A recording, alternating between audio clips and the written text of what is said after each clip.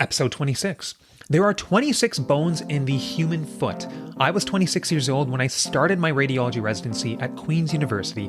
Did you know that 1926 was the first year that the SAT was administered in the US? And the most remarkable person to be born in the year 1926 is Queen Elizabeth II.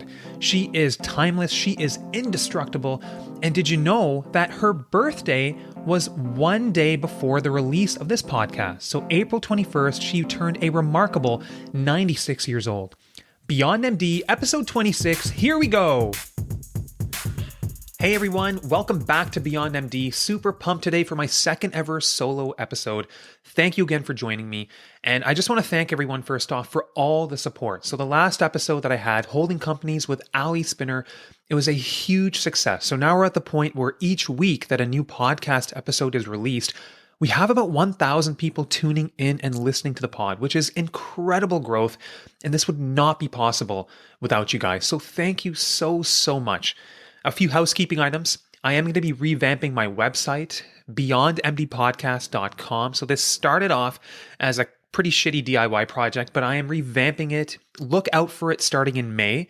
And the reason for doing this is that as the podcast continues, I'm becoming more and more interested in the content, and I want another outlet to share content. So you can look forward to a few more regular blog posts. And the other thing is that people are looking for more video content. And so what I will be doing is releasing short snippets onto YouTube that have content that is based on the podcast. So you can enjoy that in a digestible format. And so speaking of video content, those of you who are watching this on video can see that behind me, I've got a very important picture. It's an autograph photo of Sidney Crosby. So the story behind this is that in 2013, it was the conference semifinals. Pittsburgh was playing in Ottawa, and it was game 4. They ended up winning the game 7-3 and winning the series. And so during the intermission, my dad and I, we made a bid on this photo and we won. So this photo is very important to me for many reasons. Although right now, Pittsburgh looks like they could get totally shellacked in the first round of the playoffs. I mean, they are tanking at the wrong time. But as we know, the playoffs bring out the best in everybody, so we'll just have to wait and see. And so what I want to do with today's episode is I want to talk about a few big picture macroeconomic topics first that are affecting all of us. And then I will dive into some of the more recent and important episodes of the podcast and hit on some salient points. So the first big macro picture or economic picture that I want to talk about is inflation, and specifically what is going on with prices of cars, new cars, used cars, and how that's impacting all of us. And a lot of this is based on a really thoughtful paper published by KPMG, Gary Silberg, and I will post this in the show notes. Please read through it. It's fascinating. So obviously March 2020, the pandemic hit, and then production of cars went way down. And to make matters worse, in Q4 2020 and Q1 2021, there were some significant fires at 2 semiconductor plants in Japan. That was a major supply hit because you need semiconductor chips for cars. To compound things, ports around the world are not working properly. You have delays there, including around North America. So you've got this triple whammy effect in terms of supply for cars. Supply is way down while demand is going way up. So that's driving the price of new cars up. So it seems like people then moved from the new car market into the used car market. And at the same time, a lot of rental companies were actually hanging on to their supply of used cars because they couldn't get new cars either. So the used car supply goes down about 17%. And in the meantime, demand is still surging. So you got this drastic increasing price. So what's happened? Year to date, prices of used cars have increased 42%. Prices of new cars have increased 12%. So you've got a 30% differential there. And we know what typically happens is when something rises really fast, it tends to be what crashes harder. So the question that everybody is asking right now is, when are prices of new and used cars going to normalize? So a few proposals were put out in this KPMG paper. The best case scenario seems to be Q4 2022. And this is based on supply returning to normal and perhaps demand decreasing. What if we enter a recession? What if consumer confidence is shot? That argue for decreasing demand I'm not so sure I believe in it because we will always need cars to get around, to commute. So I think that demand stays steady. The worst case scenario is that prices maybe normalize in Q4 2023 based on this paper.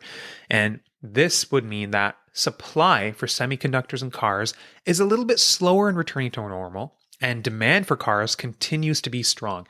And then the other scenarios fall somewhere between Q4 2022 and Q4 2023. So, what does this mean for all of us? Well, if you're in a situation where you have a car lease that's coming to an end, well, it gives you some options. And so for this, I kind of have to thank one of my good friends, Ali Purjabar. He's a cardiologist in Kitchener. And he was talking to me about this a month back when we were with our families at the Ontario Science Centre. I told him that my car, a Mazda CX-5 2019 model, its lease is coming to an end. And he pulled out Auto Trader and he said, dude, your car could fetch about mid 30,000s, $35,000. Go home today, check the residual value on your lease. I did that. It's $22,000. So it poses some opportunities here. So he essentially said, well, you could buy the car out, you could drive it for a few years and then sell it at a more average price, essentially driving it for 1 to 2 years free. You could buy the car out, drive it forever, or consider negotiating the difference in the residual on the lease and the fair market price and try to incorporate some of this into your next lease. So I've been a serial leaser and I'm certainly considering all my options, but food for thought, guys. I mean, if you guys are in a situation where you have a car lease that is coming to an end, it poses some pretty interesting scenarios. So that's why I think it's important to be aware of what's going on around us, having knowledge of it, and incorporating this into our day-to-day and helping us make decisions. And hopefully for people looking for new cars, things do return to normal faster. So the next thing I do want to talk about is interest rates and what's happening, because this is a very, very popular topic. People want to know how high rates are going to go, how long are they going to stay high, and how is this going to affect mortgage rates? Do I go variable or do I go fixed? And so for this part, I'm going to go to a website which actually tracks Canada's interest rate over history. And this can be found at tradingeconomics.com. And to make this chart digestible, we're going to be tracking interest rates from about the mid-90s until now. So that's almost 30 years. And let's look at a few trends. So the most obvious trend that you can see is there's a clear downtrend. So let's look at the interest rate peak around 2000 until now. There's a clear downtrend. We know rates are going lower over time. Now let's look at the previous interest rate hike cycles, and let's take a look at the relative increase in interest rates, and let's look at the absolute increase in interest rates. So in the mid to late 90s, the interest rates were hiked, and that was from about 3% up until almost 6%. And remember that what I'm talking about right now is the overnight interest rate in Canada. And remember that the prime rate follows the overnight rate, and the variable rate mortgage also follows the overnight rate and the prime rate. So all these things move in tandem. So from the late 1990s, we had an interest rate hike from 3% to about 6%, so a doubling.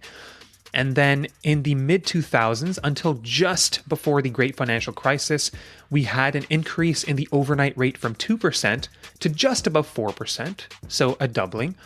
And then more recently, in mid 2017 up until end of 2018, early 2019, we had a hike in the overnight rate from 0.5% all the way to 1.75%.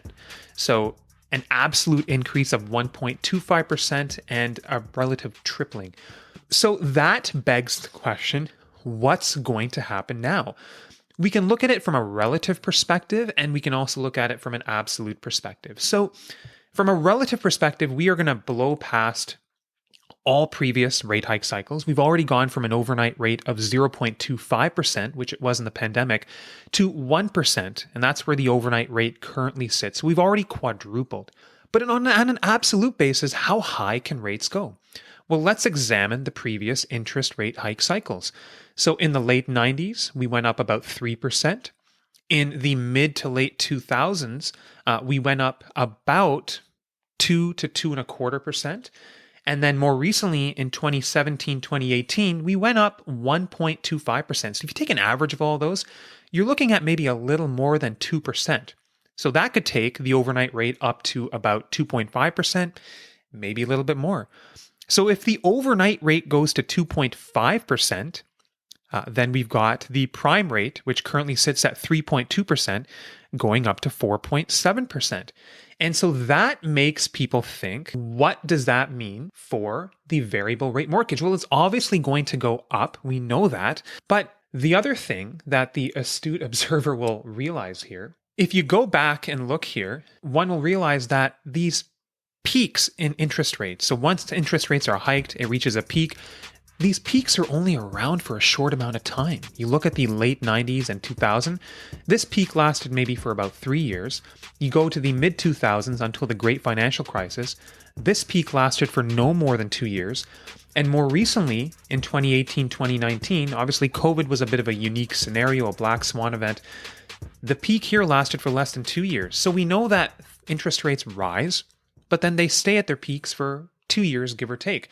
So people who are contemplating what to do with their mortgage, they know that the variable rate mortgages are going to go up, but it's only going to stay up for a finite amount of time. It eventually will come down. So something to keep in mind. Now, in terms of the fixed rate mortgage, remember the fixed rate mortgages, in fact, follow the 5-year Canada bond yield. So if I go to marketwatch.com, this is currently where the Canada 5-year government bond yield sits today, 2.841%. And if we go and track this over 3 years, we can see the drastic increase that has taken place since the pandemic. And for people who are locking in a fixed rate mortgage in 2020 and in January 2021, they were locking in rates of 1.4%, 1.5%, 1.6%.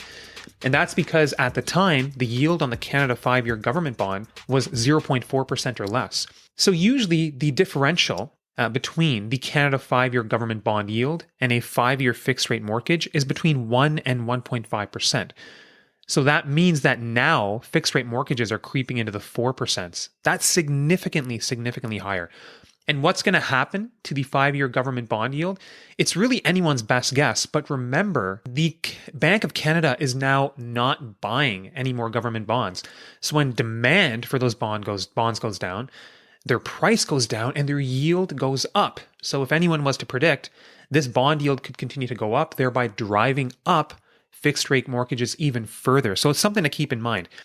The next thing people are wondering is, well, what's going to happen to the housing market? Is it going to soften? How much is it going to soften? I think it's safe to say we are seeing some softening, but let's go back to the last interest rate hike cycle that started in mid 2017, and let's examine what happened to rates and what happened to a few other items and what that did to housing prices.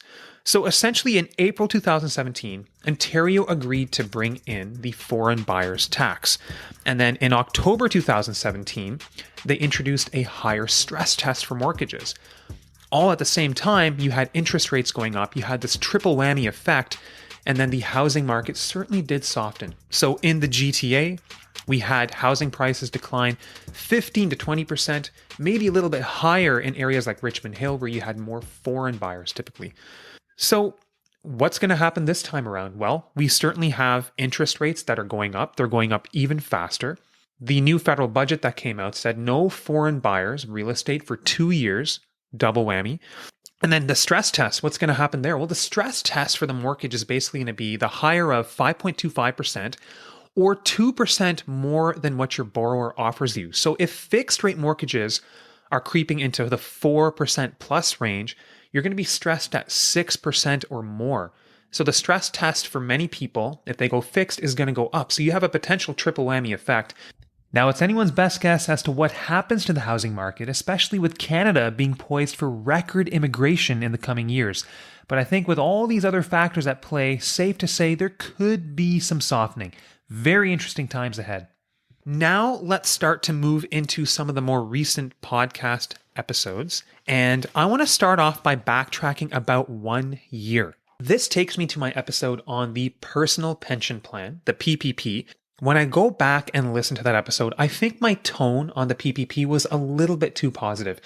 And I've realized what can happen sometimes in life is when you learn about something new and you have this desire to share knowledge with the world, You can sometimes come across as a little bit too positive, a little bit too excited. And that is what happened to me. And there can also be a recency bias. When you're one of the earlier ones to learn about something new and it's fresh in your mind, you can become quite excited. Now, that is not to say that the personal pension plan is not good or exciting. I want people to be open-minded. I want people to be curious about learning about new things. But at the same time, I want people to think critically, and I want people to think skeptically at times. So I encourage people to actually go back and listen to that episode. Think about not only the benefits of the personal pension plan, but think about some of the cons that can come up. And that can be in the form of costs. So you can have investment management fees, you can have actuarial fees, and you can have costs to maintain the plan. Now, these things are often in flux because it is a relatively new product. As always, you have to do your own due diligence. I want to take a quick moment to point out a few potential cons that maybe not everybody is thinking about. Again, this is just food for thought. I'm not discouraging anyone from the personal pension plan. I just want people to be aware, and I want to share my insights. So remember, the personal pension plan, there is no age restriction for opening this up. So as opposed to an IPP, an individual pension plan, for a personal pension plan, you can open one up before age 40. If you do that, though, the amount you can contribute from your corporation into the personal pension plan, remember, practically speaking, to enroll, you have to be incorporated and you have to be paying yourself salary. So money moves from the corporation into the personal pension plan. But under the age of 40, so for early career professionals and early career physicians, you can contribute up to a limit called the money purchase limit. The money purchase limit for 2022 is going to be the RRSP contribution limit for 2023. So the money purchase limit is higher than the current year RRSP contribution limit, usually by $1,000, $1,500 to $2,000. So for me, the personal pension plan at an early age would really make more sense if the money purchase limit minus the costs of maintaining the plan exceeds what I can contribute into an RRSP. Personally, I feel like that differential is not there or not high enough right now. And that's one of the reasons I've just decided the personal pension plan probably isn't for me right now, but I'm certainly open to re-exploring it after the age of 40. So I'm 38 right now. And remember, when you're contributing into a personal pension plan, you're doing so from your corporation, thereby generating a tax deduction for your corporation. But remember, for many of us, that tax deduction is going to be at the small business rate. So in Ontario, you're looking at 12.2% of a tax deduction.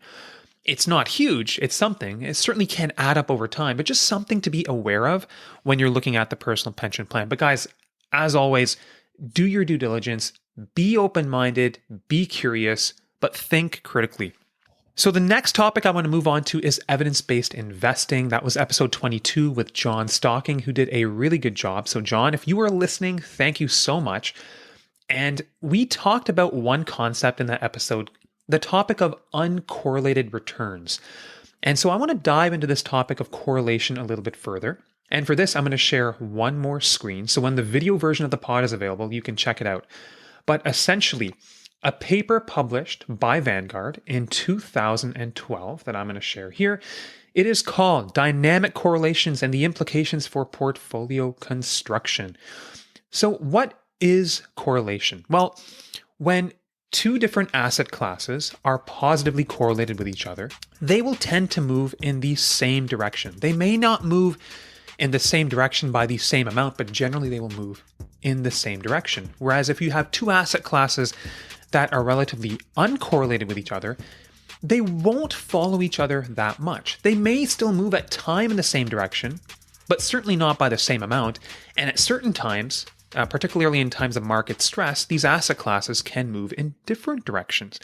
So one thing to just drive home is that when you are investing in two asset classes and they are relatively uncorrelated, that can in fact help to reduce volatility in your portfolio, but you may not be compromising on returns that much. And that's shown in figure 1 of this paper, which will also be in the show notes. You can see here on the y-axis, you have annual return and volatility as a percentage. The dark bar is volatility, and the blue bar is your return. On the x-axis, you have portfolio composition. So on the left here, let's look at the portfolio that is 100% stock, 0% bonds, versus 90% stock and 10% bonds.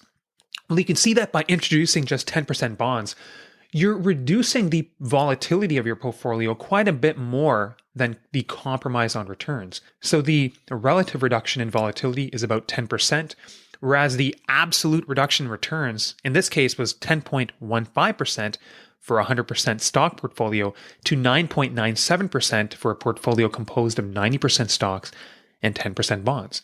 That's concept one. Uncorrelated assets can help to reduce volatility. Point number 2 that I want to make is shown in figure 2. Correlation is best measured over a long time frame. And this picture shows the average correlation between US stocks and US Treasury bonds from 1926 all the way until 2012. You can see that the average correlation is marked by this blue line. It's 0.25. So these are not highly correlated assets. But if you narrow in on shorter windows of time, so if you look at the 1930s and if you look at the 1970s, US stocks and US bonds in those short time frames, they tended to move together.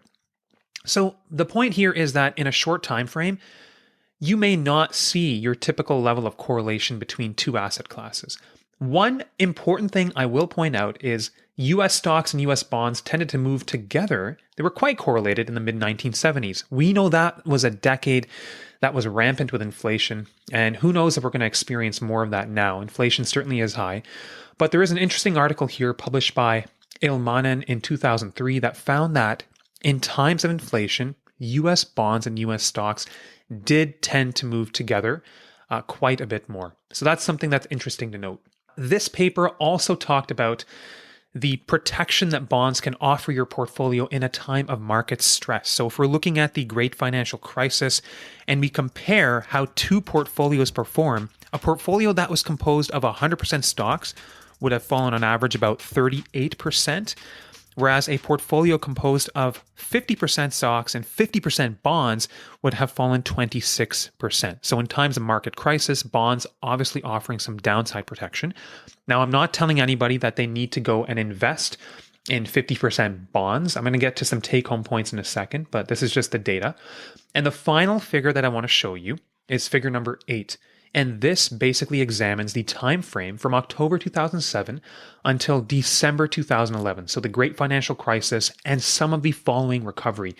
And it looks at the bad days where the US stock market fell anywhere from 4% to 9% on a single day. And then it examines how different asset classes moved in relation to US stocks. So if you look at real estate investment trusts, also known as REITs, if we look at days where the US stock market fell 9%, well, there were days when REITs actually fell 12% or 18%, even more than stocks. And if we go here, where the US stock market fell about 7%, we saw that REITs also fell 7%. So kind of moving in tandem with US stocks.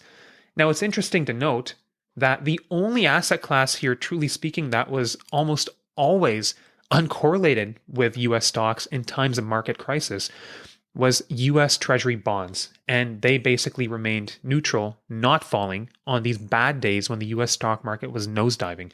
So something to keep in mind. Now, what does this mean practically for all of us? So if you have a long investment horizon, I'm talking decades down the road, and you are not loss averse, meaning that drops in your portfolio are not going to impact you and you're still going to be sleeping at night, then it's probably very reasonable for you to stick with a 100% stock portfolio if you can stomach those losses. Now, in contrast, if you are the type of person who is loss averse, I am somewhat loss averse.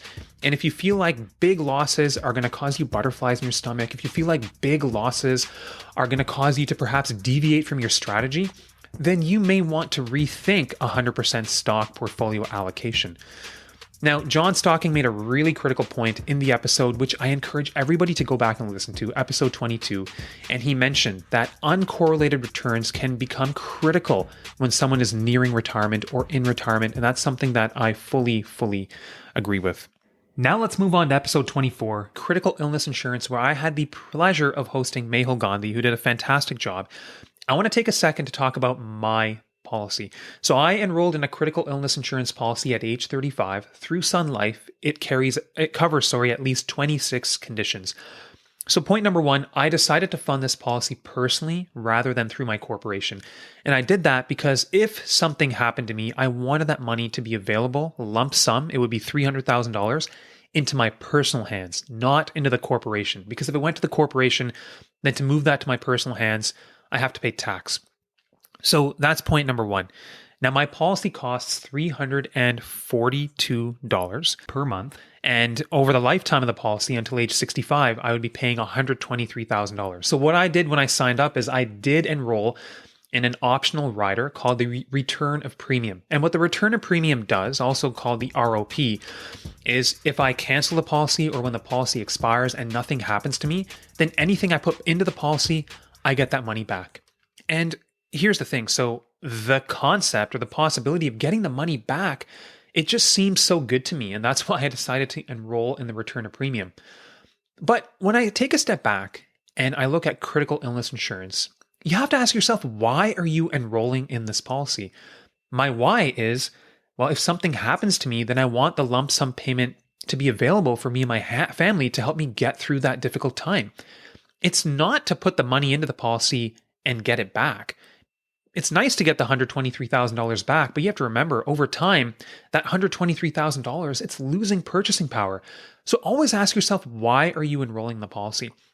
Now, the return of premium, it adds cost to the policy. How much? Well, it can be up to 25% of the policy cost. Not all the time, but in many cases. And so for me, my monthly cost is $342. The return of premium, let's say if it's 25% of that, that's about $85 a month. Instead of putting that money into return of premium, what if I was to invest that money conservatively? $85 a month, that equates to $1,026 annually. If I invested that into something and generated 6.5% return for 30 years, that's $95,000. If I invested it more successfully, generating higher returns, then my returns go up. And so I think there's an argument to be made. Return a premium is something that can be nice to have, but certainly not a must-have. And Mehul Gandhi also talked about in our episode about different ways to hold the policy. I mentioned I hold mine personally. You can also hold it through the corporation.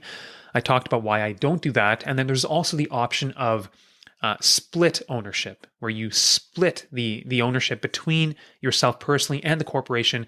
Tune in to episode 24 with Mehul Gandhi, who he did a phenomenal job outlining the pros and cons. I won't rehash that right now. And then finally, the last episode, episode 25, holding companies with Ali Spinner, a lot of wisdom there. We can probably boil down the need for a holding company into 2 or 3 reasons. Number one, it's the ability to use your corporate dollars and to invest that. So if I was pulling money from the corporation into my personal hands, I'm paying tax, and after those taxes, I have less money to invest. Whereas if I hold it in my operating company, the Medical Professional Corporation, and move it to the holding company to invest, then I'm left with 88 cents on the dollar, taking into account the small business tax rate of 12.2% in Ontario. So you have more money left to invest. It also helps to remove any risk from some investments, and it helps to decouple the risk of those investments from your operating company. For many of us, that's our Medical Professional Corporation. So for some of us who are investing in real estate, I personally would not buy real estate through the Medical Professional Corporation. I want to remove the risk of that investment away and take it away from my operating company. And then finally, for some of us who have a saleable business, for many of us, it's not going to apply, but the holding company can help you to become eligible for the lifetime capital gains exemption. That's a sum of money up to almost $900,000. It would probably apply more to dentists who are easily able to sell their practice. How that basically works is, if you're going to sell your practice, to become eligible for the lifetime capital gains exemption, you need to ensure that on the day of sale that 90% of your assets are actually involved in the active management of your business. So if you have a clinic that's worth $1 million, but then through your professional corporation, you're also investing into stocks and bonds and what have you, and that's worth $1 million, all of a sudden you don't meet that 90% asset test. Whereas if you had a holding company and you were investing through the holding company instead, then the holding company allows you to purify your operating company, and then you can become eligible for the lifetime capital gains exemption. So that's how that works. So guys, that is a wrap for today. Thank you so much for joining me. Reach out anytime, beyondmdpodcast@gmail.com, or hit me up on LinkedIn. That's the fastest way to reach me. And in May, stay tuned for YouTube videos and also stay tuned for my revamped website, beyondmdpodcast.com. And until next time, stay well and stay savvy.